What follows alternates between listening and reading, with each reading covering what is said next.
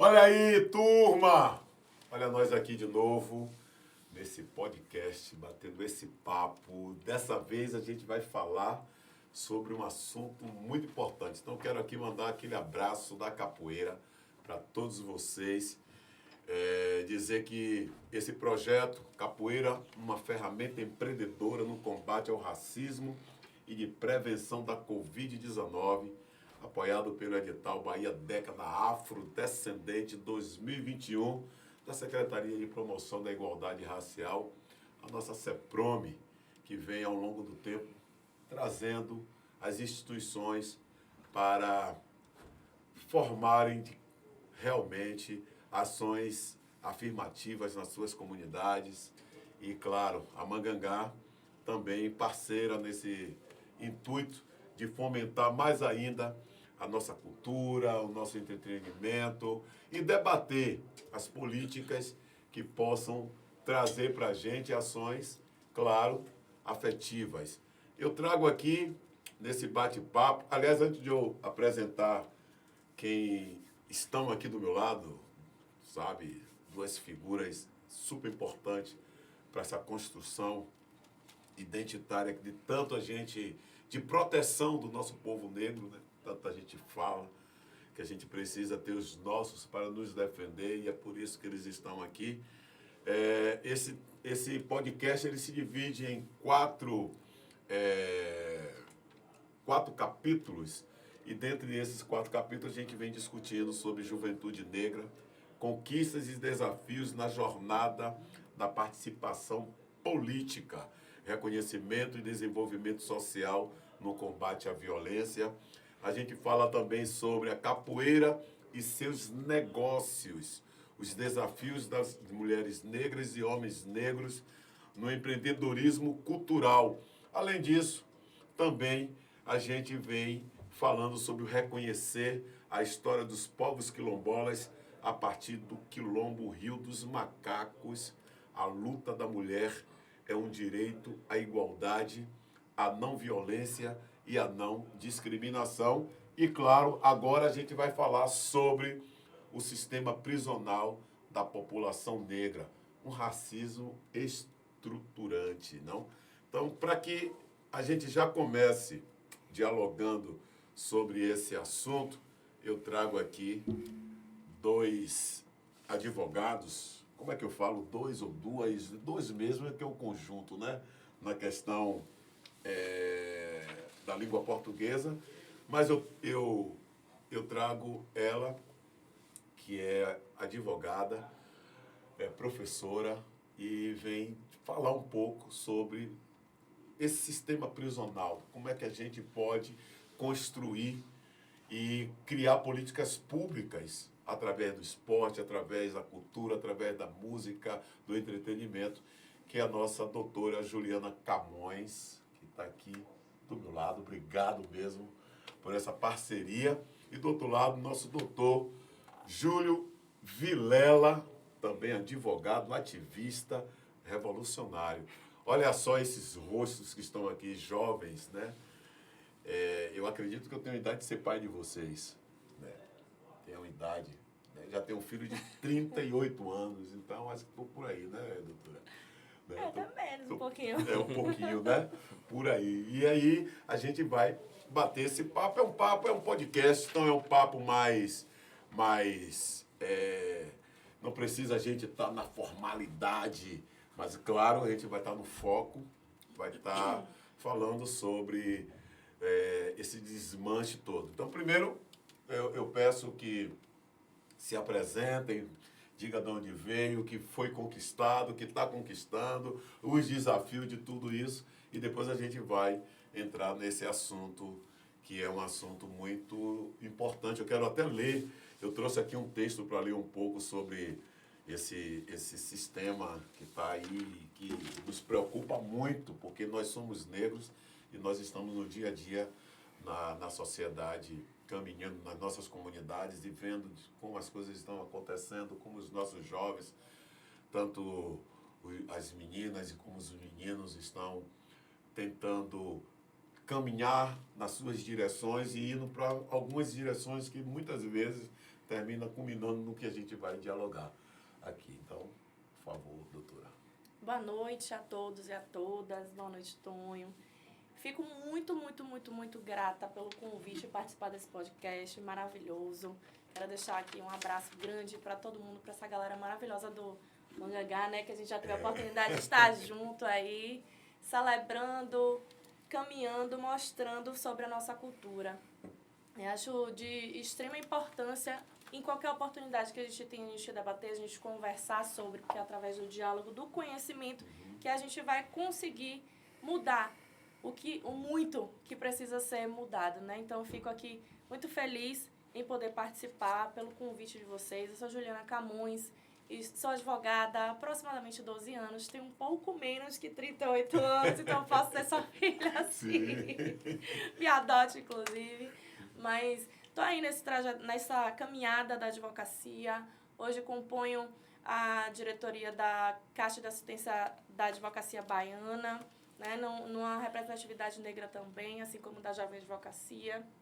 E vamos caminhando sempre junto com... Também é um prazer enorme estar aqui ao seu lado, doutor Júlio, parceirão aí das nossas batalhas, né? E é importante a gente caminhar sempre lado a lado com quem busca os mesmos objetivos. E por isso estou sempre me colocando à disposição da advocacia negra, da população negra como um todo. Obrigada.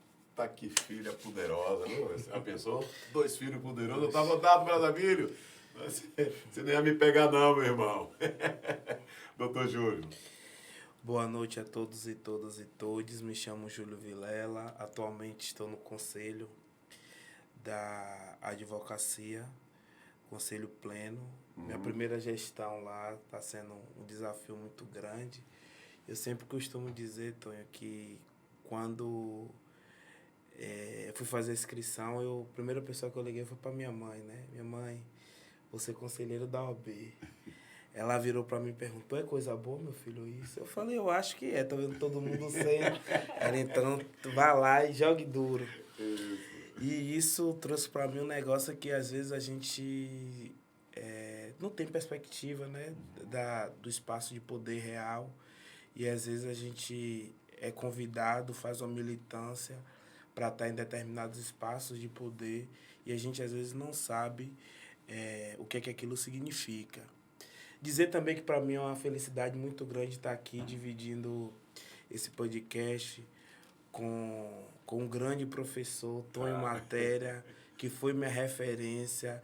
Eu que sou de Santo Antônio de Jesus, do Recôncavo Baiano, mas minha tia Maria José, meu avô Valério, minha avó Águida, sempre falava de Tonho, o trabalho social que ele faz no Palmiúdo, tentando ressignificar a vida dura, árdua, que a própria sociedade apresenta para essa juventude, através da cultura, através da capoeira, através da música.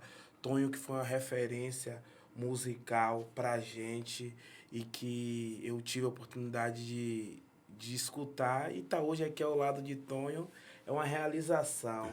Demonstra que estou no caminho certo e estou no lugar certo, ao lado de pessoas certas.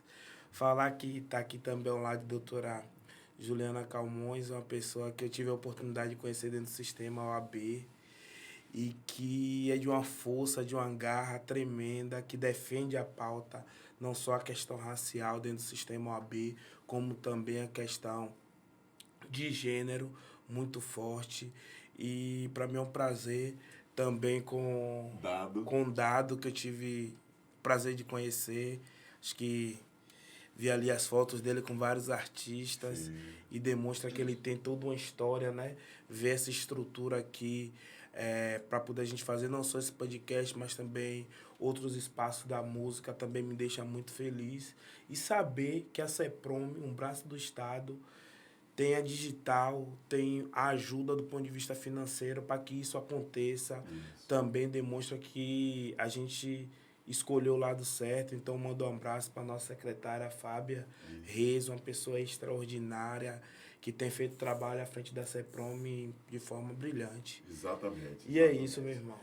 Eu acredito que a CEPROM, ela dá para a gente a canalização de fazer com que a transformação e a luta contra a violência, contra toda forma de racismo e preconceito, isso de fato a gente consiga operacionalizar, né? Porque é difícil quando a gente tem as instituições dentro das comunidades e que a gente tem um Estado que não olha para essas instituições, já que elas são os olhos do Estado, né? Que está ali no corpo a corpo, vigiando, percebendo. E quando eu participo de um edital que me convocam, eu quero fazer mais do que eles propõem. Então, isso vem desde novembro, que a gente fez várias ações, empregabilidade com muitos jovens nas comunidades. E aí eu quero trazer essa contrapartida, essa devolutiva, de falar assim, poxa, agora nós estamos também nas redes sociais. E o que é que a gente vai fazer nas redes sociais? Só apresentar uma roda de capoeira? Não, vamos criar um podcast. Um podcast com capoeira? Por que não? Né? E, além disso, não é só um podcast com capoeira, mas trazendo, através da capoeira, assuntos importantes que a gente possa dar àquele jovem que está ali a credibilidade, a busca, o conhecimento, quem sabe, olhando para vocês dois aqui, vão sair daqui a pouco jovens das comunidades dizendo assim, eu também quero ser advogado. Sim. Né? Eu também quero me espelhar, já que vocês também se espelharam em pessoas que hoje já estão mais maduras, já estão muitos se aposentando, né? E que a gente precisa fazer com que essa roda gire. E é girando como a participação do homem, da mulher, do menino, em espaços de poder. A minha mãe, dona Eufrosina, queria que eu fosse médico. Né? Filho, quero que você seja médico, doutor. Aí eu ficava, tem que estudar. Eu comecei a estudar, estudando. Digo, mas esse negócio de médico não dá para mim, não. E aí eu fui para 2 espaços, né? Fui para contabilidade e fui para publicidade. Na publicidade eu me encontrei mais.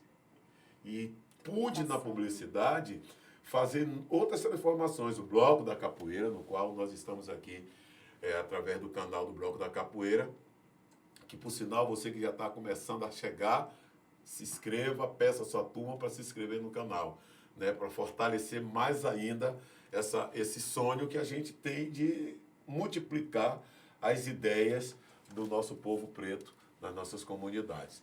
Então, é isso que eu trago. A gente traz aqui um tema que é muito importante, combater o racismo, desenvolvimento sustentável de povos e comunidades tradicionais, apoio à vacinação, né, porque a gente ainda está vivendo esse momento aí meio conturbado, né, com a questão do novo coronavírus e a Covid-19, que tem lugares que já está começando a voltar de novo. Fecha ou não fecha, enquanto outros não querem fazer festa, né? A coisa é muito séria ainda. Perdemos há pouco tempo alguns amigos, como a Laís do Feijão, né? Perdemos o maestro Letieres Leite, mesmo tendo as vacinas, né? Então, as vacinas, então a gente precisa ainda estar prestando atenção. E, mesmo assim, a gente tem essa preocupação de discutir temáticas, de trazer as histórias para as histórias vivas e reais, né? E aí eu já queria começar esse bate-papo, que é um bate-papo nosso, né? Onde a gente vai aqui dialogar, trazer assuntos, levar isso para vários lugares, vários setores. E eu queria ler primeiro sobre essa ideia de construir esse tema, que é o sistema prisional da população negra, e uma coisa que vem me preocupando muito quando eu entro nas comunidades com a capoeira, e isso é uma coisa muito real na minha frente. E eu comecei a pensar, né? O tema aqui proposto merece toda a nossa atenção. Hoje, mais de 60% das mulheres e 25% dos homens presos respondem por tráfico, que é a causa mais frequente de prisão para ambos gêneros.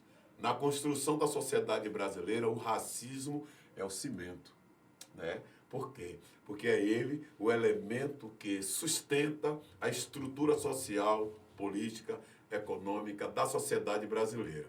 Claro que sabemos que o Brasil carrega um histórico de mais de 300 anos de escravidão.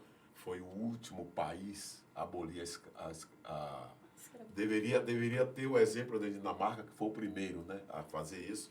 O Brasil não trouxe isso como exemplo. Então, foi o último já cá em 1888. Então, de lá para cá, a gente percebe que nada mudou. Nada mudou. Mesmo a gente ocupando já os espaços de poder, mas a gente tem que fazer o enfrentamento nesses espaços, né? E, antes de entrar nessa temática, quais as dificuldades que vocês, enquanto advogados, têm no enfrentamento ao racismo, ao preconceito, nesses espaços que vocês estão? Olha só, essa pergunta é uma pergunta bem ampla, né? A gente consegue responder de diversas formas. Eu poderia contar várias histórias aqui ao longo da noite inteira. Mas a gente tem tempo reduzido, né? E tem que compartilhar meu espaço, doutor Júlio, que também gosta de falar pra caramba. Então, uma coisa que você falou antes de qualquer consideração, que eu acho importante ressaltar, até porque eu sou advogada na área do esporte, é que a prática esportiva permite que a gente comunique muito. Certo. Então, você trazer reflexões através do esporte é de extrema importância, porque às vezes as pessoas não param para prestar atenção em algumas discussões, em algumas abordagens. E quando se mostra através da cultura, da prática esportiva, sobretudo da capoeira, que representa muito, a gente consegue alcançar muita gente, né? Mas, enfim, passada essa consideração, eu ainda, trazendo um pouquinho sobre a minha área na prática esportiva, na atuação do esporte, carrego essa questão racial e de gênero. Sim. Né? Que, por vezes, desde o início, desde a época, eu posso dizer, de escola, eu tive uma situação de escola assim, bem confortável financeiramente falando, um acesso a estudo, a educação, que a gente sabe que a maioria da sociedade não tem, a população não tem, o governo não proporciona, seja porque o país é um país de territorial muito grande, muito extenso, né? Enfim, são justificativas, mas não são desculpas, né? Ou seja, por qualquer outro motivo. A gente sabe, como você falou, como você pontuou, que foram mais de 300 anos, foram aproximadamente 350 anos, e o Brasil foi o último país a abolir a escravidão. Ainda trouxe um projeto de embranquecimento em 1911, que se buscava trazer povos da Europa para criar a população brasileira no intuito de extinguir aquelas pessoas que, após a escravidão... que eles tinham, né? Exatamente. O Brasil. Após a escravidão, abolida a escravidão, a gente tem que fazer o quê? Tirar esse povo daqui, eliminar esse povo daqui. Não foi entregue, não foi pensado uma estruturação, como. Então, todo mundo foi desenvolvendo de qualquer jeito, sem educação, sem acesso, sem cultura, sem estudo, sem nada. Então, isso é reflexo. Eu tive uma oportunidade de vida, assim, financeira da conhecer dos meus pais, mas na minha escola eu sofria muito. Sempre sofri demais com preconceito. Não tenho grandes traumas hoje, mas eu sei que isso traumatiza uma criança, traumatiza um adulto, torna um adulto traumatizado, revoltado, que não vai conseguir buscar os seus direitos. Já dentro da profissão, cansei inúmeras vezes de sentar acompanhando um cliente numa audiência. Me lembro perfeitamente de uma certa vez, a outra parte perguntar, eu era da parte autora, olhar pra mim quando eu comecei a fazer uma instrução processual. Eu tava jogando duro, porque eu adoro instrução. Mas ela olhar pra mim e perguntei, quem é essa aí? Essa é a advogada? Ave Maria. Ela fez a pergunta na hora errada, pra pessoa errada. Ou melhor, na hora certa, pra pessoa certa, porque eu ainda peguei mais ainda e ganhei o processo dela. No final, eu disse a ela, sou eu que sou advogada. E, enfim, mas cansa de acontecer, gente, situações assim que a gente se coloca, que se testa, que se questiona como se nós não pudéssemos ser aquilo que nós nos propomos a ser, que estudamos para ser. Hoje, graças a Deus, aqui na Bahia, Júlio com certeza vai confirmar, a gente tem uma proposta dentro da OAB bem interessante de inclusão, tanto de gênero como de raça mesmo, e posso afirmar na minha pessoa, e estou na qualidade de diretora, de respeito. de muito respeito. Né? Da gente conseguir caminhar daí para frente, e é assim que a gente vai mudando e alterando mesmo. Buscando, fazendo. Eu gosto eu percebo, cada um tem sua forma de fazer acontecer, né? Mas eu percebo assim, não guardar minhas coisas pro meu coração, aprender e buscar mudar aquela realidade, sempre com muito amor. Gosto da entrega de amor. E como você estava falando que você faz, não vou fazer só aquilo que tenho que fazer, vou entregar mais, para mostrar sempre que eu sou tão capaz quanto todo mundo. Exato. Né? Exatamente. Então é mais ou menos por aí. Eu acho que esse é o propósito. E, doutor Júlio? Se a gente começar a falar aqui das experiências que o racismo tenta a todo tempo nos abater, vai virar uma terapia, né? Porque é tanta coisa, mas para falar que hoje a gente faz parte, como bem Juliana disse, de um sistema OAB que há 90 anos, durante 90 anos, é a primeira vez que nós temos uma mulher como presidenta. E temos também uma mulher negra na diretoria, quer dizer, 90 anos de Ordem dos Advogados da Bahia. E a gente teve recentemente a aprovação das cotas. E a Bahia, como sempre tem sido, a vanguarda de todo o processo, ampliou, porque as cotas diziam que teriam que ter 30%, né? E não especificava a diretoria. E o entendimento nosso era que a gente tinha condições de ampliar isso. Sim. Pela Bahia ser o estado mais negro fora de África. E hoje a gente tem um conselho seccional, um conselho federal, respeitando a paridade, respeitando a equidade. E como bem Juliana disse, a CAAB já vinha fazendo um trabalho bonito, alargou ainda mais, fazendo um trabalho transversal, ouvindo a advocacia negra e construindo, como bem você disse, a gente fez um evento extraordinário com a capoeira e tem outros que a CAAB vem fazendo e tem outros projetos que com certeza estão vindo aí, vão acontecer, que eu não tenho dúvida da competência de doutora Que maravilha. Juliana, assim como outras pessoas, o nosso presidente, doutor Maurício Lia, a vice. Qual conheci, né? Que mandou um abraço, viu? Quando eu soube que estava vindo seu encontro. Maurício, um abraço, meu querido. A nossa vice, doutora Cléa Costa, procuradora. Sim, doutora Cléa. E, assim,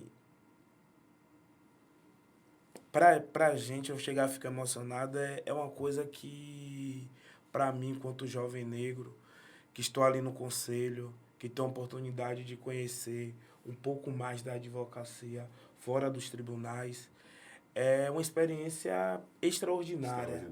Que a gente ali vê a questão da correlação de força, vê a questão da história da OAB. Na OAB tem uma galeria lá, onde a gente olha os ex-presidentes. A gente vai ter a primeira foto de uma mulher e a gente não tem ainda de um homem nem de uma mulher negra lá. A gente vê qual é a cor do poder, do espaço. E a gente tem essa responsabilidade, tanto eu, quanto Juliana, quanto a doutora Cléa, quanto Sérgio São Bernardo, Samuel Vida, Fernando, Luiz Gabriel. A gente tem um grupo, como você bem disse mais cedo, que tem um grupo de advocacia negra que às vezes quando a gente se une para poder conversar, para poder montar uma estratégia, as pessoas falam, rapaz, são muitos. Você não sabe, é uma galera. Sabe uma coisa, aquele evento que vocês construíram e que convocou a Mangangá para participar e que eu quis levar aquela equipe, eu fiz questão de levar aquela turma toda, porque vocês são, de fato, o exemplo para o jovem que está dentro da comunidade, que é massacrado, que não tem oportunidade, e eles precisam, porque eu, enquanto mestre, falando o tempo inteiro, eles às vezes ficam, o mestre fala toda hora a mesma coisa. Sim. Mas eles precisam ter visão, eles visualizarem mesmo aquele cenário. E aí, chegando ali, encontraram todos ali, vocês só negros, sim, sabe? A devolutiva, para mim, foi muito importante. Porque muitos chegaram para mim e falaram assim, mestre, eu vou estudar que eu vou ser advogado. Mestre, eu vou ser doutor. Mestre, eu vou ser engenheiro. Sabe? Então, a cabeça, ela fez um vira-voltas. eles compreenderam que a importância do estudo é o caminho principal, Sim. né, para esse desenvolvimento. Então, me convidem mais. Ave Maria, eu vou lhe dizer uma coisa. Essa ideia, eu estou diretora de esporte na Caixa. Júlio chegou para mim, falou, eu fiz, na hora, Júlio, vamos só organizar, eu quero fechar com chave de ouro o projeto. E aí ele me deu o seu contato. Eu fiz, meu Deus, Tonho Matéria, meu Deus do céu, Jesus Cristo, treme toda. Cheguei para o Maurício, meu presidente, um abraço para toda a diretoria e a equipe da Caixa, para a diretoria também da OAB. E a gente fez, aconteceu. Quando você fala isso, eu me arrepio, eu me emociono, dá vontade de chorar, vou respirar até fundo aqui. Porque a gente sabe da responsabilidade que a gente tem. Isso. Muitas vezes, coisas que acontecem dão aquele desânimo, aquele desespero. Meu Deus, será que eu vou viver mesmo isso? Será que isso está acontecendo de verdade? Vou dormir aqui para acordar para saber se é pesadelo ou não? E enfraquecem, dá vontade. Eu vou chorar sempre no meu travesseiro, mas vou ter que levantar. Porque eu tenho consciência, Júlio com certeza tem consciência também, que a gente tem responsabilidade com isso. Sim, sim. A gente é exemplo, a gente abre os caminhos dessas crianças, dos adolescentes, para que não se percam e para que acreditem que nós somos todos capazes. E que temos, e se não temos ainda todo, conseguiremos o nosso espaço, Sim, com certeza. Com certeza, é só lembrar um negócio importante, professor. A gente fez um evento na época da campanha chamado Black Order. Foi, Juliana, que foi o maior sucesso. A gente hoje tem um grupo de WhatsApp da Advocacia Negra que não cabe mais ninguém. Se hoje alguém falar, eu quero participar, não tem condições. Esses dias eu vi uma foto em algum grupo do WhatsApp que vocês estavam e era uma equipe de advogados negros, negras, não sei se foi algum evento que vocês promoveram agora. Achei aquilo me deu um upgrade, assim, eu digo, rapaz, que é isso? A gente tem feito um debate que é bem interessante, que é a questão do reconhecimento até onde a gente chegou, né? Então, a gente entende, por exemplo, que se a gente está aqui hoje, tem muito fruto de Tonho Matéria lá atrás. Então, a gente tem feito esse movimento que nos Estados Unidos fez a questão do Black Money. Então, a gente tem ido em espaços que está sendo comandado por homens ou por mulheres negras, para que a gente possa fazer um dia de pegar a nossa grana, fazer uma discussão política e deixar nosso dinheiro ali. Isso. Para a gente movimentar isso, para que os nossos, né, que trilharam esse caminho, que lutaram, falaram, olha, a gente conseguiu fazer uma coisa bacana. Então, nossa ideia é voltar nesse espaço e falar assim, obrigado e obrigada pelo esse apoio, porque se hoje a gente está aqui foi porque vocês plantaram a semente lá atrás. Isso, e é mais ou menos interessante. A gente tinha um grupo aqui, o Mário Nelson, né? Doutor Mário Nelson, doutor Marinho, Sim. Né? Capitão Marinho, nosso grande Marinho, que também é capoeirista, né? Sim. Tá atento, né? Quem mais? Ailton Ferreira, nosso sociólogo, Ailton Ferreira. Só homem, doutora Cléia também. Sim. Então a gente montava essa equipe, Márcia Short, Margarete e Lazo, e a gente ia também para esses espaços fazer essas discussões.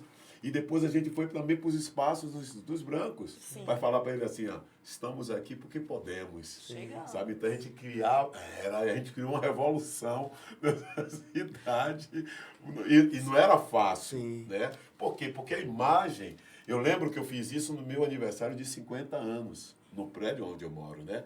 Que depois me perguntaram, poxa, não sabia que tinham tantos negros letrados. Eu fiquei assim, eu disse, o quê? Não entendi, sabe? Mas eu ouvi isso na época, há 8 anos atrás, estou com 58, né? E isso me deixou mais com vontade de provocar. Sim. E aí comecei a provocar da seguinte forma, pegando os meus meninos da comunidade e levando lá para o prédio para tomar banho de piscina, para jogar bola lá nos espaços que talvez entendam que aquele espaço não é um espaço construído para o povo negro, mas só que são espaços que estão dentro de comunidades que foram criada pelos negros, Sim. alimentada pelos negros, pelos terreiros de candomblé, pelos espaços dos grupos de capoeira, e que a especulação imobiliária chega, compra, tira você daquele lugar e não quer que você volte àquele lugar para ser o Morador, né? o morador, o protagonista, né? Então a gente precisa fazer esse levante. Para mim é muito importante quando eu vejo que vocês, jovens, estão fazendo a caminhada, fazendo o enfrentamento e, além disso tudo, olhando o reconhecimento, olhando para a base. Eu tenho uma aluna minha que ela tem uma frase que ela fala, que é Cláudia, né, Cláudia Nonato, ela diz mesmo assim, quando os alunos estão saindo muito, e vou ali na capoeira, não sei o que, ela pode espalhe suas folhas, mas preserve as suas raízes. É verdade. Então, esse é o caminho. Sobre essa questão de uma devolutiva, claro, a gente conseguiu alcançar alguns espaços. E aqueles jovens que não conseguem chegar nesses lugares, quais formas de políticas a gente pode fazer com que eles alcancem através até do próprio Estado, ou uma política através da gente que está dentro da comunidade fazendo? Eu dou a política da capoeira e digo a ele assim, ó, você é capaz de chegar. Mas no entendimento de vocês, dentro da área da advocacia, o que vocês precisam dizer mais para essa comunidade, para esses jovens na comunidade, para eles realmente entenderem que é preciso estudar? Doutora Juliana fez um recorte histórico muito importante, porque às vezes não, minha mãe é historiadora e ela sempre diz, né, meu filho, a história é importante para a gente entender o passado, sim, compreender o presente, tentar prever o futuro. E a gente tem um racismo institucional, onde a população negra foi escravizada, construiu esse país, construiu esse Estado. E esse Estado negou por diversas vezes a oportunidade de estudar em sala de aula. A gente viu o Estado e vê até hoje, criando leis para que marginalize essa população negra, para poder encarcerar essa população negra. E a gente vê uma juventude que, Tonho, eu que advogo na área criminal, eu sempre pergunto por que escolher aquele caminho. E a maioria me falam de forma bem resumida que antes um dia de rei do que 1000 anos de mendigo. Então, infelizmente, a gente tem uma juventude que o machismo, infelizmente, opera. Muitas mulheres negras vivendo de forma muito precária. E essa juventude hoje que tem as redes sociais, né, que acaba ditando a vida das pessoas, como deve ser, como não deve ser. E, para mim, o único caminho é a educação. Eu acho que a gente não consegue fazer nem avançar se não for educação, seja ela a educação tradicional, sim, né?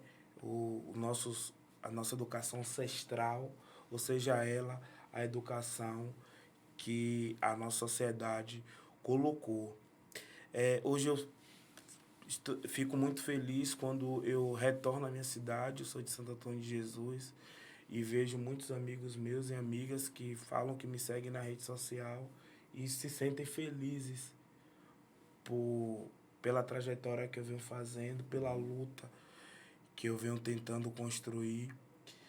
E me falam da dificuldade, né? Santo Antônio de Jesus é uma cidade onde a gente tem um comércio muito forte. Sim. A população negra fica à margem da sociedade. A gente tem universidades como medicina lá.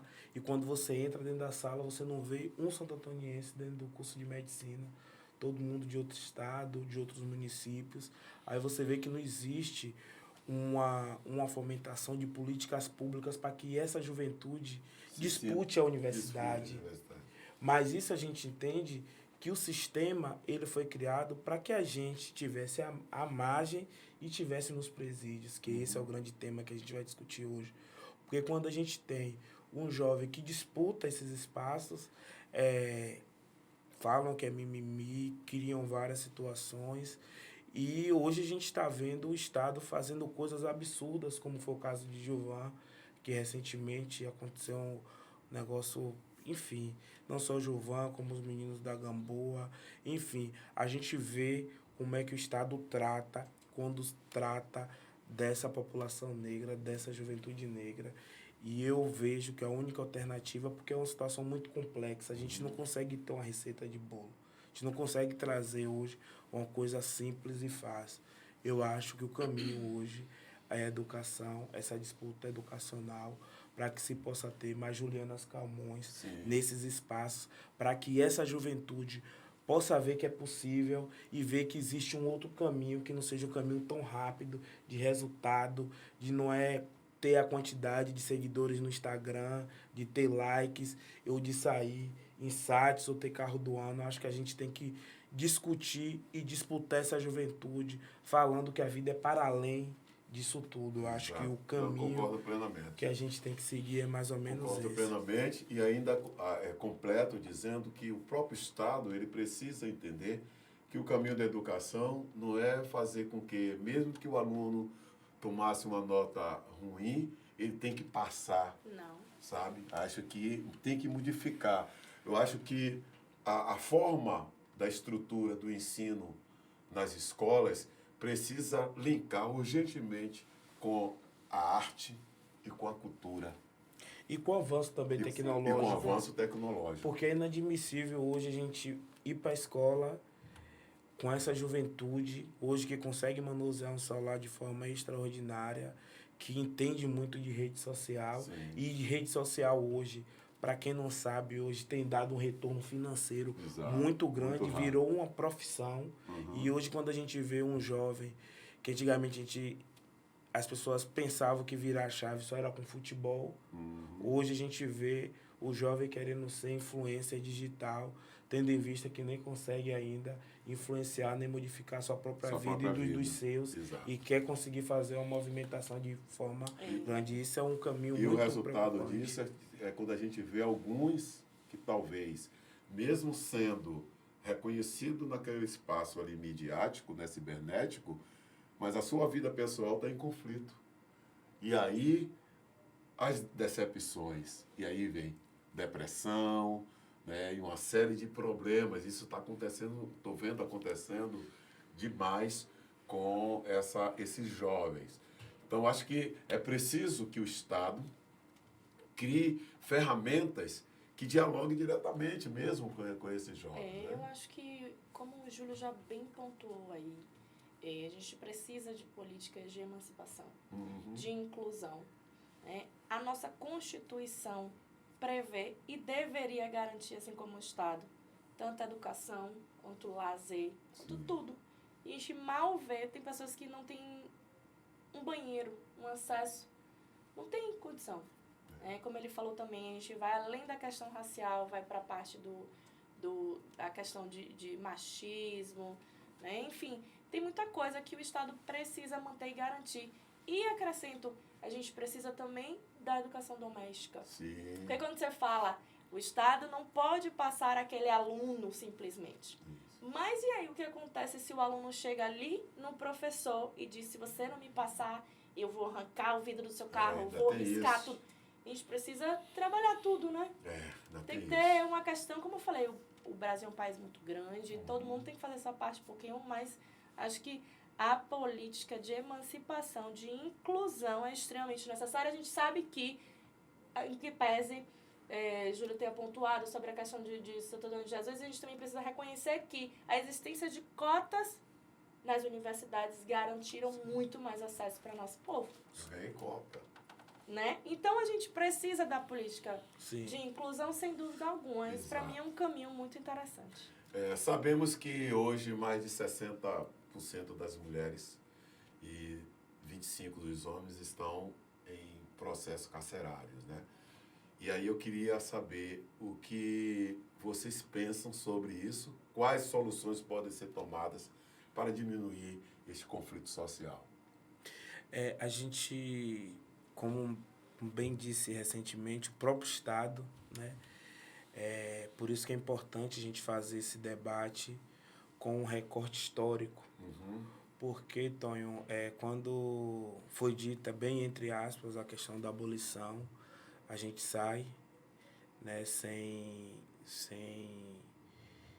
nenhum tipo de direito, sem nenhum tipo de condições de sobreviver de forma digna dentro da sociedade, e o Estado vai lá e cria a lei da vadiagem para que os nossos e as nossas não ficassem lá, mas ficassem na tutela do Estado. Do Estado, sabe? Então isso Você sabe que a capoeira sofreu com isso, né? Sim. O Código 402, né, cumpriu essa tarefa durante anos, e que foi o governo, na verdade, o governo de Vargas foi quem consegue, através da intervenção do mestre Bimba, que vai lá, que, na verdade, chama o mestre Bimba para fazer uma apresentação, e o mestre Bimba até pensa que ia ter algum problema, se ia preso, não sabe, porque naquela época se desconfiava de tudo, né? E aí o então gestor aqui na Bahia, Juraci Magalhães, ele que faz essa intervenção. Então o mestre Bimba fazia uma apresentação e queriam pagar. Olha a sabedoria do mestre Bimba. Fez, não. Eu queria, no lugar da verba que vocês querem me dar, é que vocês tirassem a capoeira do Código Penal. E a capoeira ele tira do Código Penal, mas ele proíbe a capoeira de estar nos espaços, sabe, fazendo suas ações. Mas o mestre Bimba foi um homem inteligente, manteve a capoeira nas academias e convidava as pessoas para irem assistir, e começou a dar aula para pessoas brancas que estavam dentro da universidade, culturalizando essas pessoas através da capoeira. Sim. Então isso é um papel né? super a mostrar importante. de fato a realidade da capoeira, diferente do que aquilo que eles mostravam. Inclusive nessa época era criminalizado. Exato. Mulher não podia praticar esporte, era uma série de coisas. Então realmente foi sábio. E o Estado, não contente com isso, ainda cria uma delegacia de costume, né? Sim, de costume, exatamente. Imagina, quer dizer, a gente já começa saindo de um processo de escravidão. Imagine você ter que trabalhar, sai sem nenhum tipo de recompensa, e vem o Estado e cria a lei para poder encarcerar aquela população. Então a gente tem esse histórico. E recentemente, várias outras leis que a gente tem, mas a lei do tráfico, né, que eu acho que foi onde a gente aumenta o número de encarceramento da população, porque infelizmente o Brasil ainda não reconhece a questão dos dependentes químicos como uma questão de saúde pública. Sim. E acha que isso é um debate que tem que ser feito dentro da Secretaria de Segurança Pública do sistema prisional, que é uma coisa totalmente equivocada. Isso. Então, Tonho, isso acaba fazendo com que o sistema carcerário ele esteja superlotado. O Brasil hoje tem a terceira maior população encarcerada do mundo. A gente está chegando a quase 1.800.000 e alguma coisa de encarcerados brasileiros. A gente só perde para os Estados Unidos e para a China. Imagine. Quer dizer, no Brasil hoje, que existe todo o sistema que a gente sabe, para quem governa, é interessante ter sempre discurso. E tem sempre o discurso da segurança pública. Isso. Então, é um discurso que sempre está em alta, né? Sempre utiliza dentro dos palanques. E, para além disso, é um sistema que é muito caro para a gente. Sim. É verdade. E, entre aspas, né? Acaba, segundo eles, tirando da sociedade essas pessoas que, segundo a nossa Constituição, o nosso Código Penal, estaria ali para ressocializar as pessoas. E, infelizmente, o sistema prisional não vem cumprindo esse papel. Muito pelo contrário. Muito pelo contrário, como eu dizer. E isso faz com que muita gente ganhe, né? Então, a gente tem agora uma lei de 2003, que é a lei de tráfico, e que a gente dá condições para o delegado determinar o que é tráfico e o que não é tráfico. Então, a gente não tem uma lei objetiva. Quer dizer, quando é apresentado, o delegado qualifica como tráfico, se tiver uma quantidade, dinheiro trocado, às vezes balança. E aí eu fico me perguntando, um jovem que nem terminou o 2º grau, como é que ele tem condições e capacidade de produzir esses tipos de drogas que dependem de química, que dependem de substância que nem vem do Brasil, dentro de uma comunidade que tem uma carência extraordinária. Então é muito contraditório quando a gente faz um debate um pouco distante, sem as dificuldades que cada pessoa passa dentro das suas comunidades. Eu acredito, mais uma vez, que o melhor caminho que a gente tem, Tonho, é a questão das escolas, é a questão não construir escolas, mas sim melhorar o ensino, trazendo perspectiva, pegando mulheres como a doutora Juliana, como o professor Sérgio São Bernardo, o professor Samuel Vida, que vieram. O professor Samuel Vida veio daqui de perto, ou o professor Sérgio São Bernardo veio daqui de perto, que ele me fala direto dessa comunidade que a gente está aqui gravando podcast, e que hoje é assessor, chefe da reitora, que é assessor também da OAB. Então, isso nos alegra e mostra que é possível chegar em determinados lugares. E, às vezes, Tonho, essas pessoas são silenciadas em determinados espaços de poder porque a gente chega para ocupar e para disputar uma coisa que não era, que o modelo que foi feito e que está aí posto não era para a gente. Então, quando a gente chega, aí meio que vamos silenciar aqui fulano para poder outros não conseguirem chegar e não verem que isso é possível estar aqui. Sim. Então acaba, né? E aí é o próprio racismo estrutural que a gente vive. Você citou uma coisa que me chama a atenção politicamente, são os cargos, né? Claro que nós militamos sempre pensando em uma política igualitária, né? Uma política de valorização. Não só a política porque eu sou negro que eu tenho que ter reconhecimento, mas porque eu sou um ser humano que eu preciso caminhar e me estabelecer em espaços que me pertencem, né? Porque criou-se na história que o negro ele tem que viver realmente dentro de uma comunidade, dentro de uma favela, que é um cárcere também, né? Em céu aberto. Mas a gente, o tempo todo, é massacrado dentro desses espaços políticos, porque eu faço a militância, eu luto, eu batalho, eu coloco no poder, mas na hora da divisão, você nunca tem o cargo que você deveria ter, porque o cargo que teria que ser para quem está fazendo a militância era o cargo daquele que não foi para a militância, que está ali porque muitas vezes sai de uma universidade, muitas vezes é um amigo de infância, muitas vezes, sabe, tem as afinidades. Esquecem do mérito, né? Exatamente. Então tem uma outra coisa dentro dessa minha fala, que eu queria pontuar aqui, é a questão do jovem que ele vai preso. Você acabou de citar, a abordagem policial, o menino estava ali com uma quantidade de droga na mão e ele é punido. Muitas vezes, essa punição que ele tem, quem vai bater martelo, eu não sei bem a linguagem que vocês usam dentro do campo do jurídico, né? Mas vocês podem me corrigir dentro dessa área. A gente tem um promotor que ele não é branco, que ele não é negro.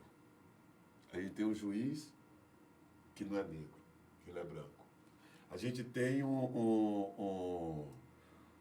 como é que fala? Promotor, juiz, né? Advogado, que muitas vezes também não é negro, que está comprando aquela causa. E aí aquele menino, aquele jovem, ou aquela mulher que está ali, negros que estão ali sendo analisados, sendo punidos por um ato que cometeu, tem, vamos supor, eu entrei no supermercado, roubei uma bala. E eu vou ser preso da mesma forma daquele que assassinou, daquele que cumpriu, que a gente vê muito isso acontecendo, né?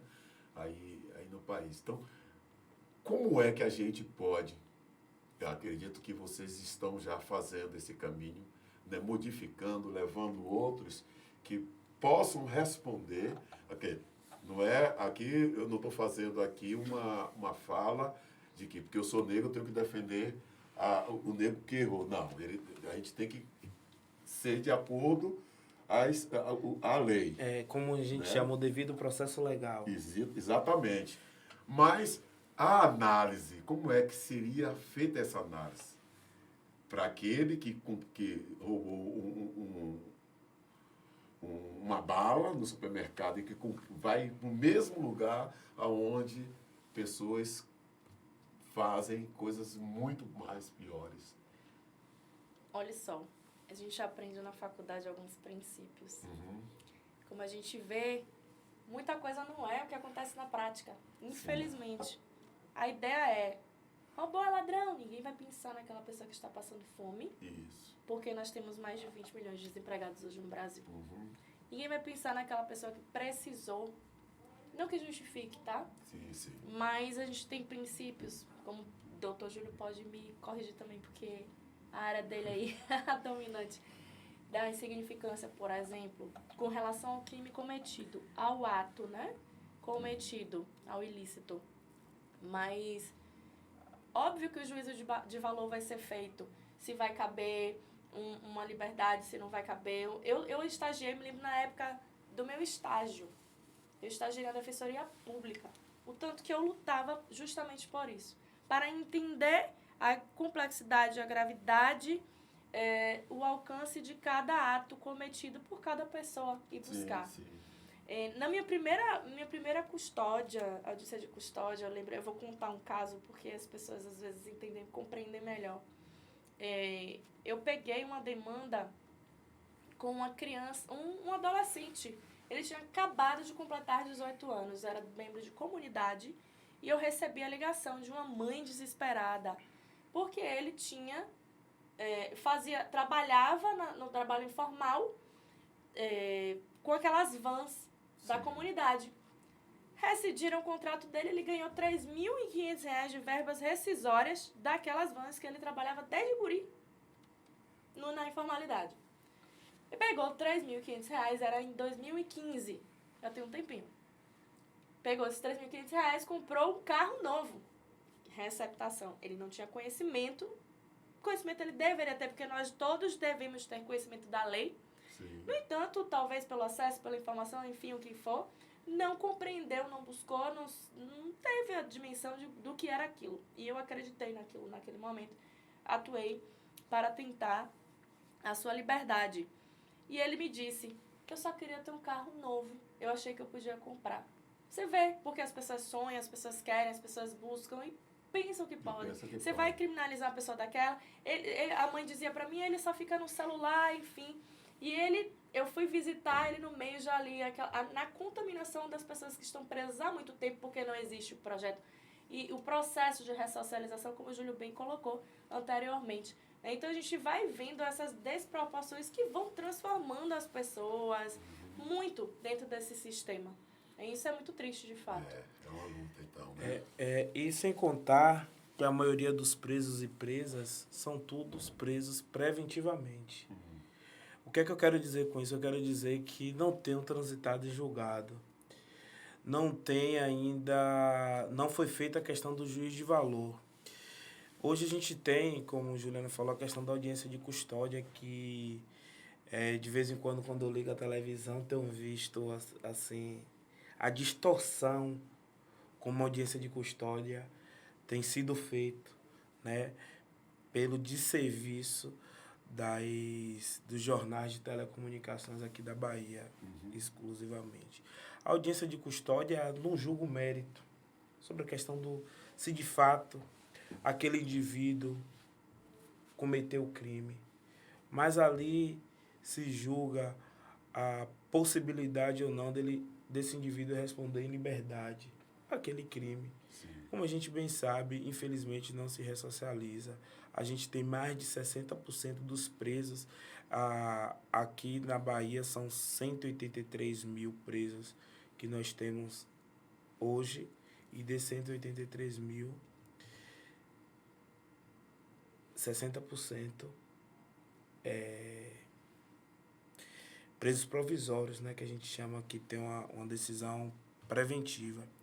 Aí eu te digo, não existe ressocialização, e uma coisa que as pessoas não sabem, mas existe o sistema prisional que divide, né? Então, os presos que estão cumprindo determinados crimes ficam em uma ala. Sim. Diferente dos presos que estão cometendo outros tipos de crime, ficam em outras alas. E tem, sim, a questão da divisão por grupo que fazem parte, né, que as pessoas chamam de facção. Então, hoje, quando a pessoa é presa, é perguntada onde é que ela mora e se faz parte de alguma facção, para poder não ter nenhum tipo de problema. E eu também me preocupo muito com isso, que às vezes um jovem que pratica qualquer time de pequeno potencial ofensivo, que dentro do direito penal, crime de pequeno potencial ofensivo, são crimes que têm a pena até 4 anos, e aí crimes de furto, por exemplo, mas que tem a qualificadora de estar cometendo por 2 ou 3 pessoas, e acaba indo para o presídio, e esse sistema que não consegue ressocializar, quando ele sai, ele não sai só cometendo furto, ele sai cometendo furto e outras coisas. E isso é uma grande preocupação, que tem que ser feito um debate ainda com mais cuidado, com mais tempo, com o cuidado e com a sensibilidade que esse tema precisa e tem que ter. Tem uma coisa que aconteceu com um aluno meu, né, um problema de assalto. Ele se envolveu com a turma e terminou sendo pego por todo mundo.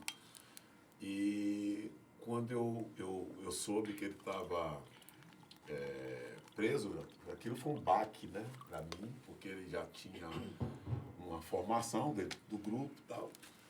E aí eu vi que realmente ele era um réu primário ali naquele momento, e eu tentei fazer uma intervenção e conversei com a advogada, amiga minha na época, com uma delegada também, muito amiga, e falei sobre o assunto, aí foram ver o que estava acontecendo e tal, e depois ele foi solto, né, nessa primeira vez, porque ele era a primeira vez réu, né? Réu primário. Réu primário. E aí, uma coisa que eu fiquei, assim, estarrecido foi a forma como eu encontrei ele.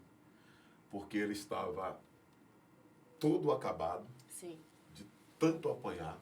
Né? Tudo bem que você vai preso, mas como é que a gente pode socializar alguém que vai preso se ele sofre uma tortura, se ele é massacrado? Então, a cabeça dessa pessoa, quando sai dali, pode vir com uma outra forma, mais violenta ainda. E assim, são formas de tentar se proteger ou de se defender, descontar o que sofreu em pessoas que não tem nada a ver. Né? E isso é grave. Muito isso é grave. gravíssimo. Você pontuou um pouco antes sobre o estado emocional de pessoas com depressão em razão de quê? De acesso à rede social, ao trabalho irresponsável por muitos da rede social. Agora, imagine alguém que, isso eu falo em consideração, as pessoas injustamente detidas, presas, colocadas nessa situação. o que a pessoa vai pensar? Como ela vai reformular sua cabeça, sua sanidade mental, como estará? Eu não posso ser responsável aqui e dizer, todo mundo é submetido à agressão, à tortura. Isso. Não posso fazer isso. No entanto, a gente sabe como é a realidade. Para que se confesse um crime, para que se assuma. Porque muitas vezes a pessoa vai cansar de apanhar e vai dizer que fez. Isso. Né? Às vezes a gente sabe que existem provas que são plantadas, situações que são feitas para que aquele crime seja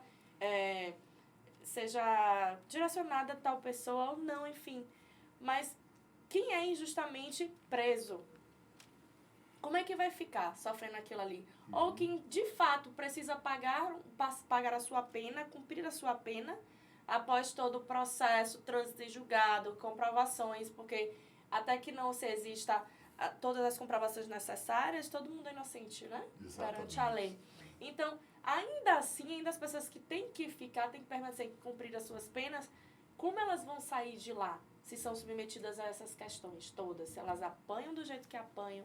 A gente tem alguns critérios, como o Júlio pontuou, de separação, de onde vai ficar tal pessoa que cometeu determinado tipo de ilícito, as classificações, né, o potencial ofensivo daquele infrator ou do delinquente, enfim, como quiserem colocar o termo. Mas a gente tem que cuidar disso. A pessoa sai pior, você vê, tem os adultos, né, que vira e mexe, você vê, sai uma galera da penitenciária na Páscoa. Todo mundo com medo. De repente, quem foi cometer o tal crime foi aquela pessoa que saiu na Páscoa. Exatamente. Mas ele sai por quê? Porque ele cumpre critério objetivo que permite que saia. Aí sai pior e volta também. Exatamente. Então a gente não consegue ver. Eles vão se transformando, a mentalidade, o psicológico vai afetando ali e volta pior do que entrou. Só rapidinho, Tonho. Eu falei aqui uma quantidade, mas são quase 16 mil presos que a gente tem na Bahia. Eu falei um número um pouco maior com relação a outra coisa que estava na mente. Mas eu queria também trazer um recorte importante, que essa discussão que a gente está fazendo tem um recorte racial. E a maioria desses policiais, né, que fazem a condução dos jovens, que na sua maioria são negros, nós temos hoje uma quantidade de presos de 98% da população negra, né? Então, nossos presos hoje, ele tem cor, né? Sim. E a gente que é da área do direito penal, a gente sabe que tem um livro que chama-se Direito Penal do Inimigo, que é quando ele traça um possível, seguindo a linha de Lombroso, né, um possível potencial de risco para a sociedade. E essa mesma pessoa que faz a condução, no final do dia está lá na comunidade, não entende que está fazendo parte de um sistema de oprimir os nossos e que muitas vezes essas pessoas sofreram na sua adolescência, na sua juventude, acham que ter uma farda está superior e que vai conseguir resolver o problema da sociedade e não vai. Porque só piora, porque o problema não é um problema de segurança pública, é um problema transversal que precisa ser discutido com educação, com saúde pública de qualidade, com assistência social também de qualidade, para que a gente possa fazer a transformação dessa juventude. Então, muitas vezes, a gente tem uma condução muito equivocada e que, por isso, na audiência de custódia, essas pessoas são liberadas. Porque na audiência de custódia, todos os presos, quando eles são conduzidos, que chegam à unidade policial, é obrigado o delegado ou a delegada a fazer o exame de corpo de delito. E na audiência de custódia, que foi um acordo que o Brasil fez com o pacto que o Brasil fez, me esqueci agora com os países com os países que o Brasil fez o pacto, que a gente é obrigado a fazer audiência de custódia, porque tinha muitos relatos de que as prisões no Brasil, na maioria das vezes, tinham tortura de forma muito cruel Então, nada mais é da audiência de custódia, é essa possibilidade da pessoa, que a nossa Constituição já dizia isso, que qualquer pessoa presa, né, tem que se apresentar à frente de um juiz em até 48 horas. Então, a audiência de custódia tá nada mais é do que cumprindo a lei, e a juíza, o juiz, tem a possibilidade de ver aquele preso. Você trouxe um negócio importante, que quando tá lá o promotor, a juíza, geralmente são homens e mulheres brancas que estão ali, que infelizmente não conseguem ter a sensibilidade, na maioria das vezes, de entender como é que funciona a realidade das comunidades. Exatamente. A realidade das comunidades. E que muitas vezes, naquele primeiro momento, não se faz não se adentra ao mérito, se a pessoa de fato cometeu ou não aquele crime que está sendo tipificado, mas se aquela prisão ela vai ser validada ou não. E na maioria das vezes ela é convertida, que aí geralmente as prisões são prisões em flagrante, que é convertida em preventiva. E que parece engraçado, mas que todos os juízes utilizam a mesma justificativa para manter as pessoas presas. Sabe qual é? A questão da ordem pública e muitas vezes da instrução criminal. Então, o próprio Estado diz que não tem condições de seguir a vida se aquela pessoa não estiver encarcerada. Então, demonstra que o sistema não tem condições de caminhar com determinadas pessoas, que às vezes você vê o crime e vê essa justificativa, você volta para casa. Eu, quando eu estava na defensoria, o processo chega depois dessa audiência. E sempre chegava justamente uma justificativa desse tamanho, exatamente assim, bem genérica para todo mundo. Então, como eu recebia quem não tem condições de pagar, advogado, advogada, a gente recebia dessa maneira. E ainda vinha um termo assinado dizendo que não foi submetido à tortura. Imagina. Ou seja, você pode ser torturado, inclusive, para assinar esse termo. A tortura mental Sim. já é uma tortura. Pois é, justamente. Na minha defesa prova, eu sempre falava exatamente isso. E a tortura mental? A psicológica. A psicológica, que é o que mais os jovens vêm sofrendo. As abordagens. Eu vi há pouco tempo uma imagem, até de uma mulher, uma policial, abordando só homens. E a forma que elas batiam, sabe, nos órgãos genitais dos homens, quer dizer, pode ser um problema seu, para se defender com seus problemas familiares dentro de casa, mas você não pode descontar na sociedade. Você não pode tentar se defender de algo agredindo outras pessoas. Olha, né? Só. Então, desculpe, termine. Então, as abordagens também fazem com que esses jovens que sofrem determinados tipos de como é que eu digo, de perseguições, né, corporais, leva muitas vezes esses jovens a cometerem atos que, num futuro breve, num momento breve, ele termine sendo pego, termine sendo preso e sendo mais massacrado ainda. Júlio pontuou uma coisa sobre o livro. Só que quando a gente chega na... Olha só, vou entregar a minha idade agora. Quando a gente chega na faculdade, ou quando eu cheguei na faculdade, no meu primeiro contato com o direito penal, existiam os estereótipos que eles ensinaram pra gente. Eu aprendi isso na faculdade. Estereótipo da pessoa que comete o ilícito. E tudo não era gente branca. Eram pessoas com nossas características. Então, você vê hoje a sociedade, você pode estar ali com um preto e um branco, isso, arrumado ou não, mas se você as pessoas vão mudar de calçada para a calçada tão branco, no risco. Exato. E isso era ensinado em faculdade. Não sei se ainda é. Eu acredito que sim, porque até as abordagens também, se tiver uma turma de amigos E se tiver ali 5 brancos e 3 negros, os 3 negros são os abordados. A gente vê com a própria estrutura, né? Primeiro que eu acho que a gente tem uma polícia que está doente, né? Esse sistema adoece as pessoas, o sistema adoece as pessoas. E a gente vê que para determinadas comunidades existe a polícia especial, né? Exatamente. Rondesp, como é o nome? Caatinga, Caatinga, Choque. Imagine, e quando vem para um outro bairro, existe uma polícia mais de comunidade, né? Comunitária. Você vê como é, a gente vive um apartheid hoje na Bahia, especificamente, no Brasil. Você tem um pessoal de determinada cor que mora em determinado bairro. Isso. E você tem um outro público de uma outra cor que mora em determinado bairro. Se isso não for apartheid, não sei qual o nome que a gente dá nisso, né? Mas a gente chama de democracia. Mas aí o que acontece?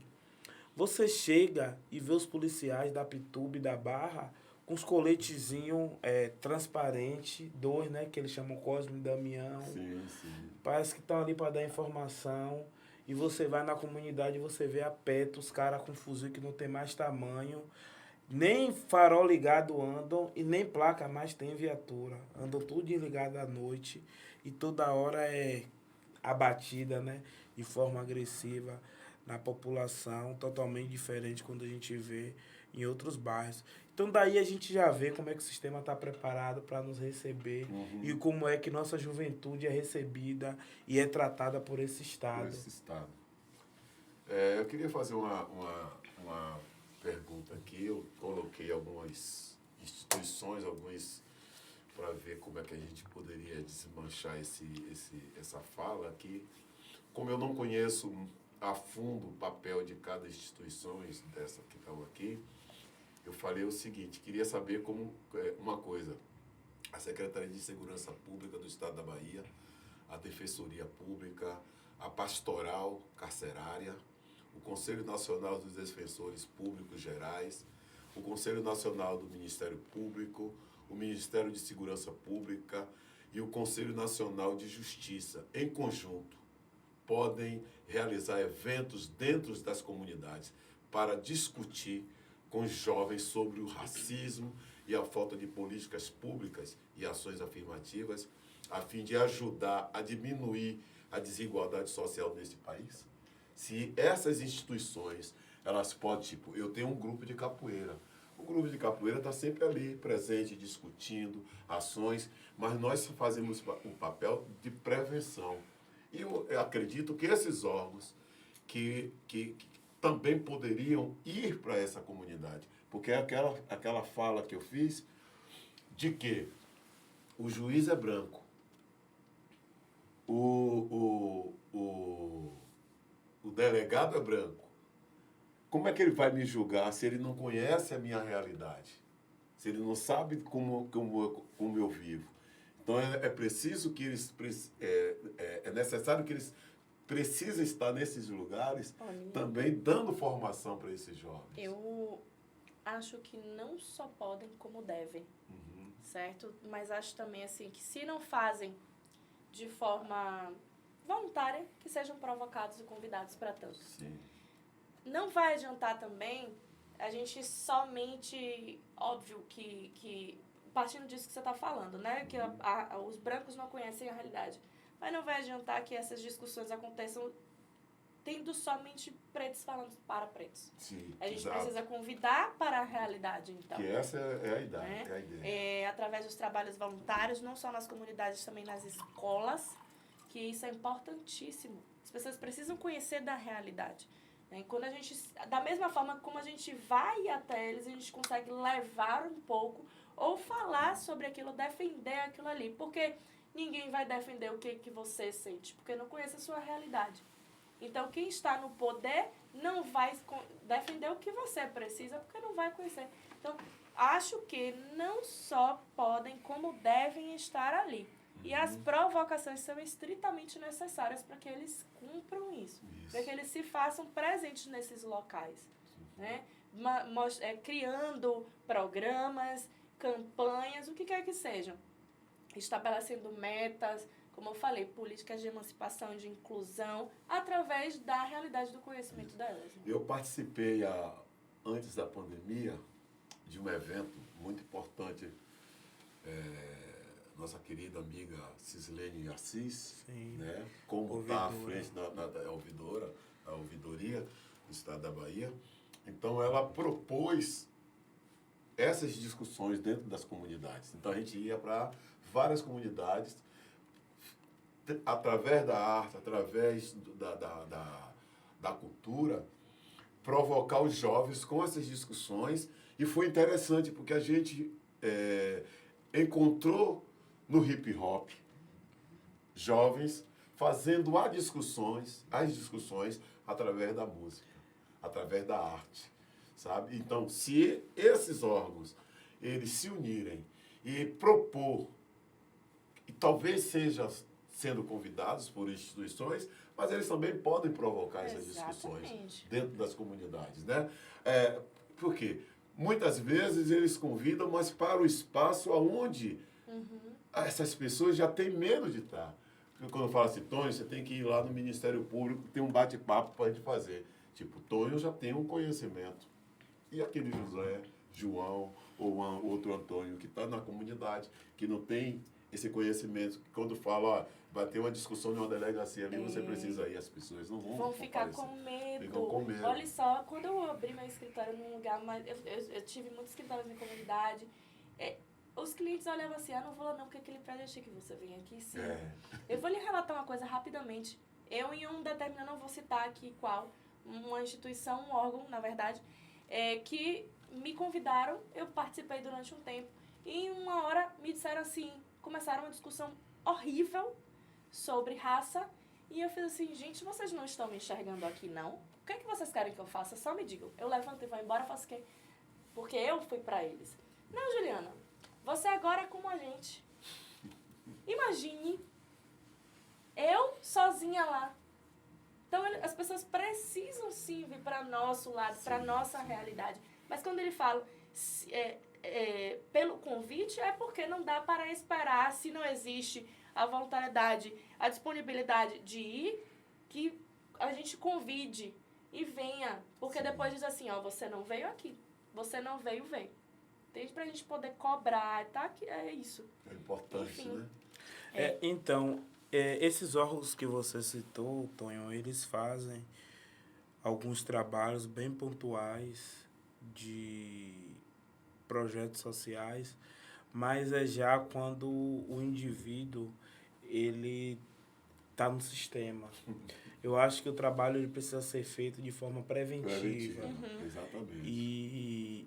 E para além disso, eu acho que esses órgãos eles precisam trabalhar em rede, né? Envolvendo também outros órgãos importantes, como a CEPROME, como a Secretaria de Saúde, para que se tenha uma política transversal e que esse trabalho seja feito em rede e que possa ouvir. A CEPROME tem um negócio bacana que é uma rede de combate ao racismo, que tem alguns órgãos desses que fazem parte de alguns casos de racismo pontuais. Mas que eu acredito, pelo que eu... Conselho, né? Que tem um conselho... Eu sou conselheiro. Você também é conselheiro, né? E que infelizmente não consegue avançar por conta do comprometimento de várias pessoas que estão em determinados órgãos. Porque aquele debate que eles fazem e que eles pensam que o sistema foi criado para que a gente não avance. Então, quando a gente pega um debate desse e traz para o centro, que a gente começa a transformar a vida das pessoas, a gente começa a movimentar a engrenagem. E é uma engrenagem que eles não querem que aconteça. Por isso que eu tenho muito cuidado quando a gente senta para fazer um debate para os brancos, né? Porque eles já conhecem muito sobre a gente. É tanto que a gente costuma dizer que o racismo ele é tecnológico, ele se avança, ele se reencontra, porque anteriormente os brancos queriam falar sobre a gente. Os brancos escreviam sobre racismo, sobre a história do negro, e hoje a gente está dizendo que nós estamos por nossa própria conta e que nós vamos contar nossas histórias e escrever a nossa história. E eu acho que a gente está por um processo de fortalecimento e de muito cuidado, porque o tempo todo os brancos vêm sempre querendo tomar o protagonismo e colocar a gente mais à esquerda. Quando eu escrevi esse projeto, eu fiz umas pesquisas para entender um pouco sobre essas temáticas todas que a gente quer estar aqui propondo. E aí eu li um trecho de um debate em um site que foi o Agência Pública, né, de 2021, que relatou que a pandemia é um dos maiores impactos do sistema carcerário. Ainda falou que, pelo menos, 877 unidades prisionais registraram infecções no país, além de relatos e aumento de episódios de violência e tortura. Quer dizer, imagine que você está no momento pandêmico, Sim. né? Você já não tem a assistência de saúde, assistência de moralidade mesmo, e você ainda assistência pessoal, né? Porque precisa ter esse afeto. Sim. Também mesmo você está ali, você está preso, mas é preciso fazer com que essa pessoa retorne para a vida social.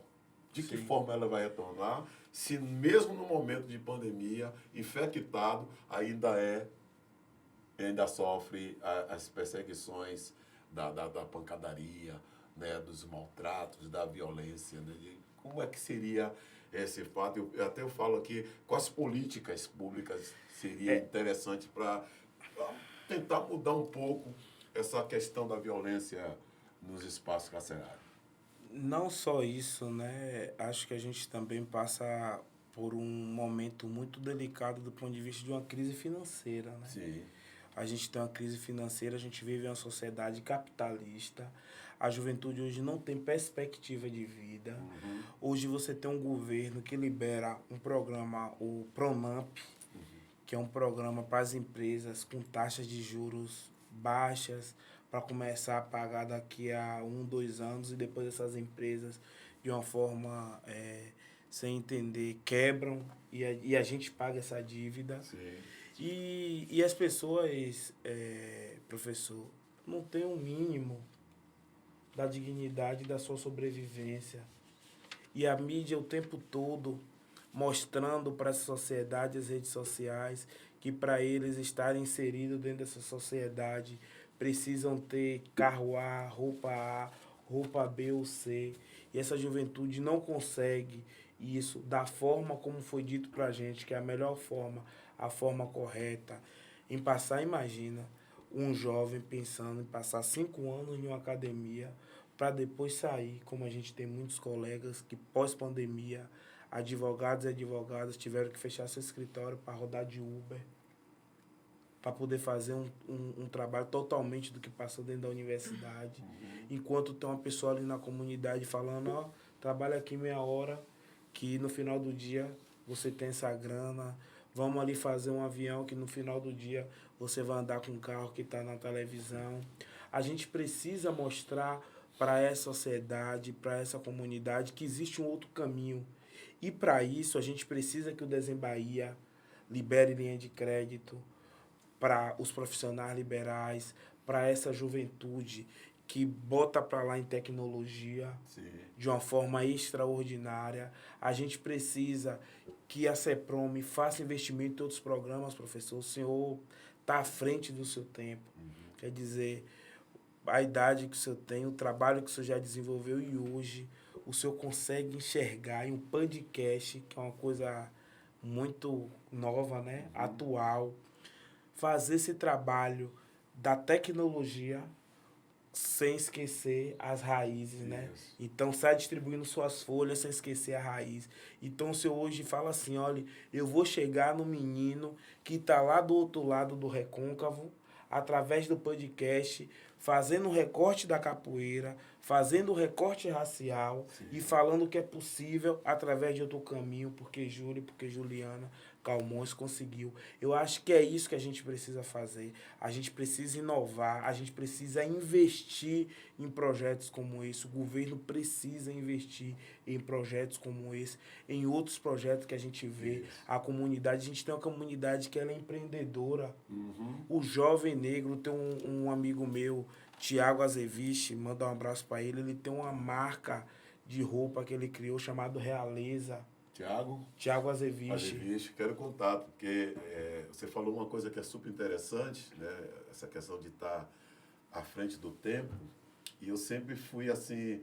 Eu fiz uma música para o Araqueto, que tem uma frase que é interessante quando o Araqueto mudou da banda percussiva para uma banda com guitarra, baixo, essas coisas todas. E eu escrevi: a ousadia é a característica dos vencedores. Eu escrevi isso falando do Araqueto. E trouxe isso para o meu cotidiano. Disse, poxa, a gente precisa usar, a gente precisa revolucionar. É o quê? Na capoeira, você botava uma chapazinha aqui no dia do evento, na camisa, é a camisa do evento. Eu criei estampas para que o menino saísse com a camisa da capoeira, não só para a roda, mas que ele fosse para o aniversário, que ele fosse para o casamento, que ele fosse para uma reunião, ele vivesse, caminhasse em outros lugares, as pessoas diziam, essa é uma camisa de capoeira? Essa é uma blusa de capoeira, sabe? Com outras estampas. Veio o Bloco da Capoeira, a gente faz essa inovação, agora o podcast, e já estou com outro projeto no qual a gente vai trabalhar todo linkado à área de tecnologia. O final desse projeto é transformar ele em uma plataforma digital onde esses jovens vão operacionalizar os seus produtos. Olha que coisa interessante. Tem uns meninos que eles montaram um aplicativo chamado Afro Saúde, que se eu tiver em Santo Antônio de Jesus, por exemplo, quiser ser atendido por um médico, por uma médica, dentista, enfim, negro, eu acesso esse aplicativo e consigo, né, movimentar essa questão do Black Money. E aí tem outra coisa que nos preocupa muito, sabe o que é? É aquela pessoa que passou por esse processo de ressocialização. Como é que ela retorna para a sociedade. Isso. E essas pessoas que retornam para a sociedade continua deixando à margem, porque nenhum empresário, nenhuma empresária querem contratar um ex-presidiário. Isso. Ainda tem isso. E ainda tem isso, que é um outro debate que precisa ser feito. Muito importante de ser porque aquela pessoa retorna para a sociedade. Isso foi relatado agora até numa novela. Teve uma cena essa semana na novela. Noveleiro. Né? Não, eu estava na casa de minha irmã. Eu não tenho TV em casa, né? Fala a verdade, eu não tenho pra TV gente. Em casa, é verdade. Eu não tenho TV, eu não assisto televisão. Olha só. Tenho 4 anos que eu não assisto TV. Nem a Netflixzinha? Não, eu tirei, estava muito caro. Na verdade, tinha muitas coisas que acontecendo na TV e eu disse, pô, tô ficando meio azoado com televisão. Aí peguei a televisão, levei para casa de praia, tá lá na casa de praia, eu não vou na casa de praia, é muito difícil. Joelma vai muito mais do que eu. E eu, em casa, eu não assisto TV. Aí meu filho que me diz, vai, tá passando uma coisa legal aqui, aí eu vou, pego aquilo que eu quero assistir, né? Pelo celular.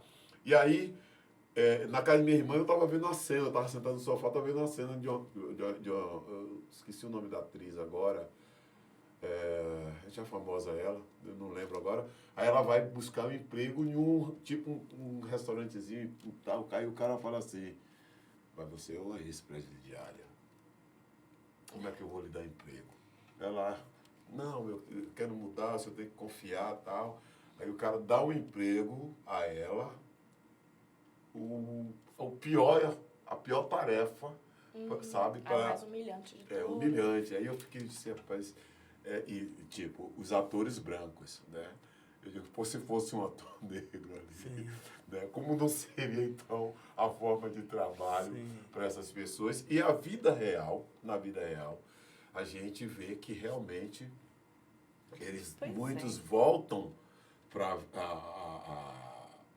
a vida do crime porque a própria sociedade não dá oportunidade. Não proporciona oportunidade e não permite que a própria pessoa crie. Sim. Porque bloqueia. A gente tem hoje, a gente estava falando sobre, lá na Caixa, por exemplo, a gente trabalha com assistência, né? A advocacia, então, foi criada na situação do Covid, dos enfrentamentos das enchentes, tudo a gente trabalha com criações de auxílio para a advocacia, por exemplo. Inúmeros advogados e advogadas solicitando auxílio diante da situação de Covid. Aí ele fala que existiram colegas que fecharam seus escritórios, nada contra a profissão, e foram trabalhar como motoristas de aplicativo. E você vê hoje a gasolina num preço desse, trabalhar como, minha gente? Muito caro. E trabalha como? E a segurança também que já não tem o motorista de aplicativo ou a motorista de aplicativo. E outra coisa, a gente não tem hoje no ensino fundamental e nenhum a questão da saúde financeira. Sim. Como é que um jovem vai aprender a gerir seu próprio negócio? A gente tem jovens que têm empreendedores e muita criatividade, porque o brasileiro é um bicho criativo, viu? Vou te contar. Mas não adianta você liberar linha de crédito para criação de empresa se você não consegue entregar uma orientação de como ter. Ora um imposto é ora um imposto é outro. Enfim, é uma realidade que é coisa para se fazer aí, viu? Sim. É muita coisa, minha gente. Então, para fechar, qual solução podemos encontrar nas nossas lutas, né, individuais ou coletivas, para tentar diminuir esse número, né? Você me relatou aí agora, de mais de 13 mil encarcerados. 13 mil encarcerados, né? E, na maioria, jovens negros, né, de periferia. Olha aí. Eu percebo, ultimamente, eu venho percebendo que há um conjunto de fatores que provocam também isso. A música que se oferece hoje em dia, os elementos que estão inseridos nessas músicas, as formas simbólicas, o desemprego, né?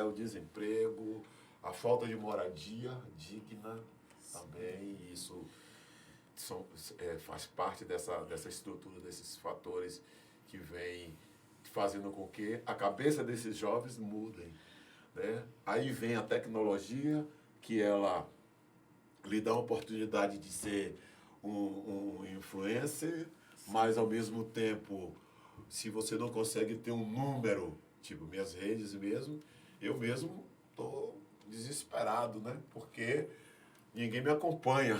Não, eu lhe acompanho, mas você não me segue. Eu tenho que seguir vocês, tá vendo? Vou ter que seguir. Vou parar de seguir, viu? Vou... Depois reclama que não acompanha pra eu vou ter que seguir vocês agora também, porque, aliás, eu vou ter que me reabilitar, né, nesse sistema aqui, que é outra forma também que a gente está preso, né, de não entender muito essa questão da tecnologia. Pois é. Né? E aí, mas esses jovens que estão nessa tecnologia, mas que é preciso para avançar ter milhões de seguidores, né? São reconhecidos, isso acontece com os artistas negros também. Eu conheço alguns que estão meio depressivos e que não se jogam em determinados lugares porque tem uma formação já artística, mas que passam também por momentos difíceis. E que não tem noção de como a representatividade, a presença deles que já tem essa formação artística é importante. Isso. Hoje eu acho que a solução, a gente nunca vai ter uma solução, como o Júlio falou, não existe receita. Para mim, além de muita oração, acredito que só em Deus, que a gente precisa, pelo amor de Deus, essas situações de mente, de psicológico, a gente precisa deixar a vaidade. A vaidade nunca vai poder prevalecer. Essa questão de rede social não é sobre ter, gente, é sobre ser. A gente precisa ser primeiro para depois buscar o ter. Você vai caminhar para onde se você é vazio?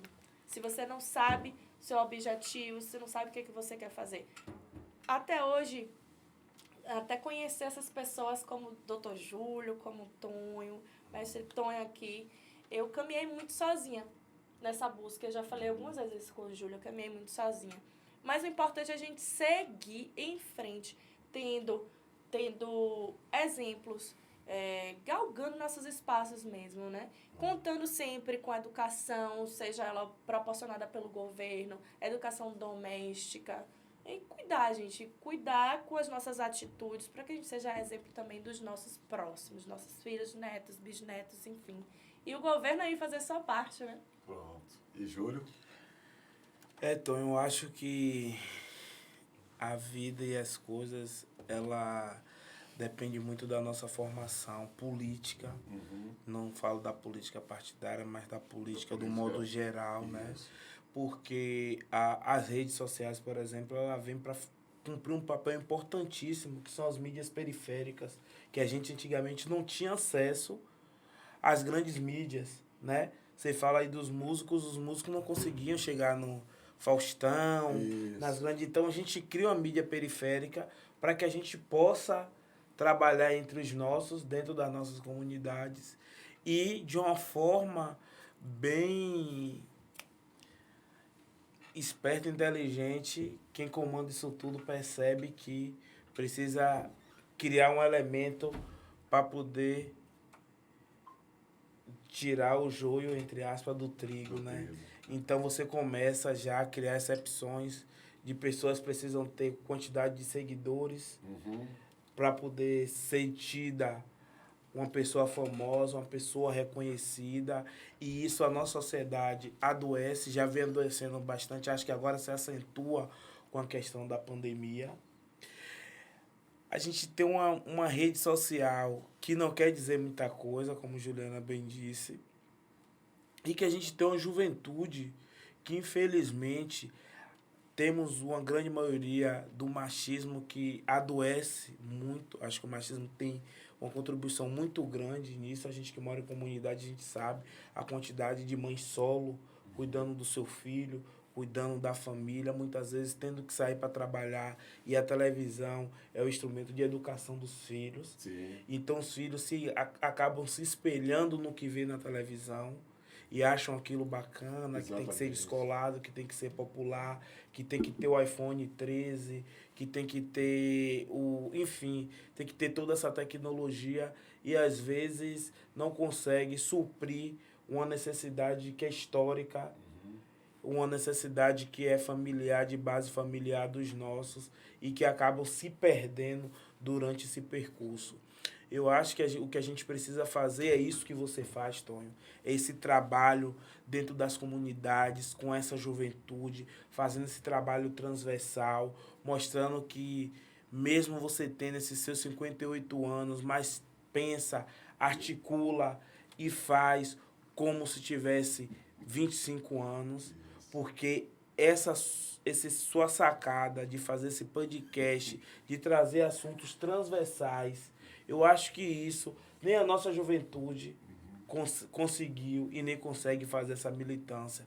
Então eu acho que são atividades como essa, esse movimento que Juliana vem desenvolvendo na OAB, e que você, hoje, no seu auge dos seus 58 anos, consegue ver uma foto e falar assim: poxa, o que eu fiz lá atrás hoje deu resultado, eu consegui ver. Eu acho que isso, para mim, é gratificante, demonstra que a gente está no caminho certo e que a gente precisa avançar e melhorar ainda mais para que essa juventude... Estou aqui rindo aqui porque, dado Brasil, você falou que eu tenho 58 anos, ele está dizendo que eu tenho 70, né? Ele lá, eu estou aqui, tá vendo? Eu tô vendo aqui, eu tô seu vendo. dado Brasil, né? Mas sim, Júlio, completo. Não, mas é isso, eu acho que é isso, Tonho. Eu acho que a gente não tem condições de dar uma resposta, né, imediata. O assunto é tão complexo que a gente também não pode ser pragmático. Sim. Acho que a gente precisa ter a sensibilidade de entender as suas particularidades para que a gente possa avançar e crescer ainda mais e mostrar para essa sociedade, para essa juventude, que é possível sim ser advogado, ser mestre de capoeira, morar bem, estar bem, construir, movimentar a sociedade, transformar vidas, independente da questão da idade, da crença religiosa e da própria cor da pele. A gente consegue transformar e ressignificar a vida de muitos e muitas que estão na comunidade, que muitas vezes não tem nenhum tipo de perspectiva de vida. Concordo plenamente, e quero aqui agradecer a vocês dois por estarem aqui, participando desse momento de discussão e de preocupação também, né? Então, você que chegou agora, dá um like aí no canal, viu? Bloco da Capoeira, Mangangá. E a gente está vindo no carnaval com o tema ouro. Por favor, quero os meus advogados desfilando no Bloco da Capoeira. Só convidar, Carnaval de 2023, estaremos aí na avenida. Tonho, eu aproveito não só desfilando, mas aí depois Sim, marcar com a marcar doutora, com a com doutora Juliana, pra gente. pra ver essa parceria Isso. com a OAB, né? Sim. Pra gente estar lá, doutora Juliana, viu? Política aí, ó. Pois é, né? Aproveitando, né? Fazer, como é que Vamos chama? organizar. Vamos organizar. Como é que o pessoal chama fazendo Aqui mexendo? Lombar, aqui Não, Lombar. aqui Lombar fazendo também o mexendo, O né? mexendo. Do produto que o professor e grande mestre Tonho Matéria desenvolve há anos. Sim, sim. Que é o nosso embaixador da ONU, tava olhando aqui, esse homem Tem muita há coisa. mil e um utilidades. Muita Isso é coisa, referência. né? Obrigado, Com fico muito certeza. grato. Então, agradecer aqui a gente, esse papo maravilhoso, um podcast de qualidade, com duas personalidades jovens da nossa advocacia, dos direitos, porque andam realmente direitos, né? Lutando em benefício do nosso povo, doutora Juliana Camões e doutor Júlio Vilela, todos dois advogados, professores, vieram contribuir com esse projeto chamado Capoeira é uma ferramenta empreendedora no combate ao racismo e de prevenção da Covid-19, com apoio da Secretaria de Promoção da Igualdade Racial, CEPROME, através do edital Bahia Década Afrodescendente 2001. Então, quero aqui agradecer e pedir a Deus que vocês sejam realmente os iluminados para defender a nossa cultura, o nosso povo e dizer assim, não, basta, nós agora somos nós. Axé. Axé. Obrigado, Dado Brazzaville. Eu quero, antes de fechar, eu estava falando aqui de seguir os meus advogados, mas aí a minha tecnóloga, né?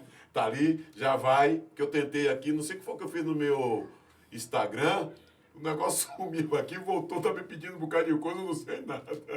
Então, para segui-los, eu preciso do conselho do mais jovem e Amazonas está aqui. Obrigado vocês, até breve.